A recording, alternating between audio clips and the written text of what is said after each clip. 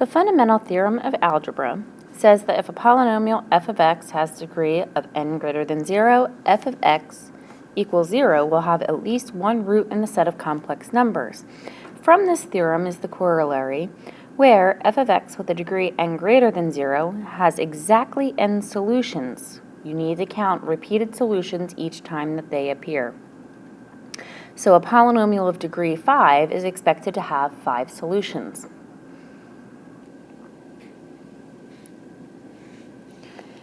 F of x is equal to x to the fourth plus 5x squared minus 6. This example could actually be factored, but if you don't recognize that it can be factored, we can use our rational roots theorem from our previous lesson to list the factors of our leading coefficient and of our constant. All of our possible rational roots will be in the form of a factor of the constant over a factor of the leading coefficient. So let's test out 1 and see what happens. If I put 1, oh, we're missing an x cubed, I need a 0. 5 for the x squared, there's no x term, so I need another 0, and negative 6. Very often overlooked to put those zeros in there.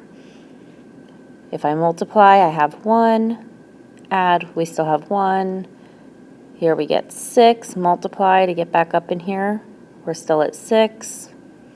Now when we multiply at 6, we get 0. So our first test point that we're using actually worked out, and x equals 1 is one of our solutions. Now where does that leave us? That leaves us with an x cubed, because we went down one exponent, plus x squared, plus 6x, plus 6. Well, I've got 4 terms. It's always worth a look. Can I factor by grouping? In the first two, we can pull out an x squared. We will be left with an x plus 1. So now I need to look, is there something I can pull out of my second setup that is going to leave us with an x plus 1? Perfect. Now we have x squared plus 6 times an x plus 1. So if I set my two new factors equal to 0 and solve, x squared plus 6 equals 0 means that x squared is equal to negative 6. X equals plus or minus I root 6. We also would have that x plus 1 would be equal to 0, so x equals negative 1. So all of our solutions then would be plus or minus 1, and then we get a plus or minus I root 6, which is about what we'd expect. There's 4 solutions that are represented here. We started off with a power of 4. That's what our fundamental theorem of algebra tells us we should end up with. You'll notice that all of the polynomial functions we've been starting off with have real numbered coefficients. We don't see any imaginary numbers involved here. So if we have an imaginary number that comes out to be one of our solutions, and therefore x minus whatever that imaginary number is would be a factor, we must have its complex conjugate there so that the i's would eventually disappear. And that's what our complex conjugates theorem says. If a plus bi is a 0 of the function, then a minus bi must be a 0 of the function. This idea also works with irrational conjugates, and that would be square roots.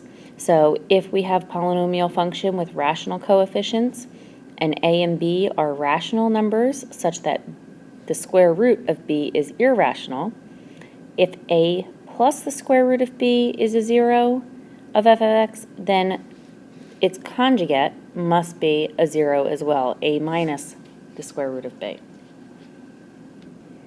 These two theorems are going to help us go backwards, and given the zeros, we'll be able to write the polynomial function's factors and then even expand to be able to write the whole polynomial. Each of our zeros, remember, represents a value of k.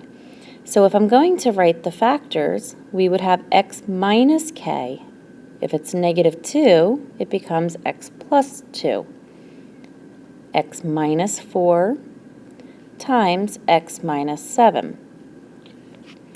In this case, we would have x minus 6, and you want to be careful how you write this here. This is x minus 2 minus I.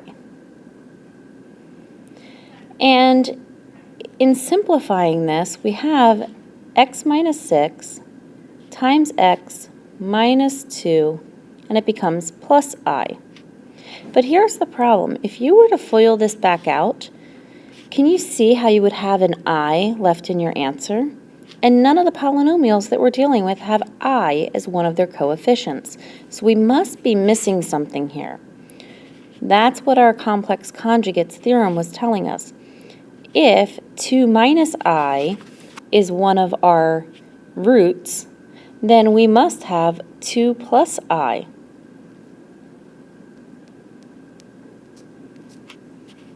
Which then is going to simplify down into x minus 2 minus I. Take a minute and try doing C on your own. Pause while you're doing your work. Check your answer for C and be sure that you're good to go before you move on. Be sure to move on and check the Fundamental Theorems of Algebra video for day 2.